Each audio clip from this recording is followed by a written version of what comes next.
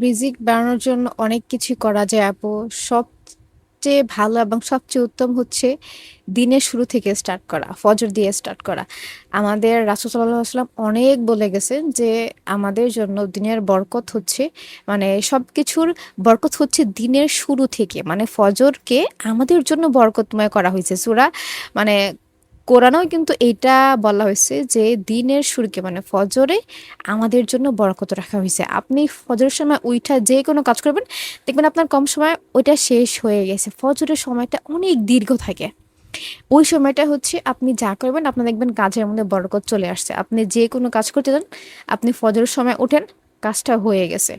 আপনাকে ফজরের সময় উঠতে হবে, কারণ আরেকটা জিনিস আল্লাহ তাআলা বলছে যে ফজরের সময় রিজিক বন্টন করা হয়। ফজরের সময় রিজিক বন্টন করা হয়। তো ওই সময় যদি আপনি নামাজ না পড়ে ঘুমানো অবস্থা থাকেন, আপনার ভাগের রিজিকগুলো মিস হচ্ছে না? হচ্ছে তো নাকি? তো আপনাকে হচ্ছে ফজর নামাজ আদায় করতে হবে। ফজরের সময় ঘুমানো যাবে না, ১। আর ২ হচ্ছে ইস্তেগফার করলে রিজিক বৃদ্ধি পায়। ইস্তেগফার করলে রিজিক বৃদ্ধি পায়। আল্লাহ তাআলা জীবনকে সহজ করে দেন। বেশি, বেশি ইস্তেগফার করেন, আল্লাহ তাআলা রিজিক বাড়ায় দিবে।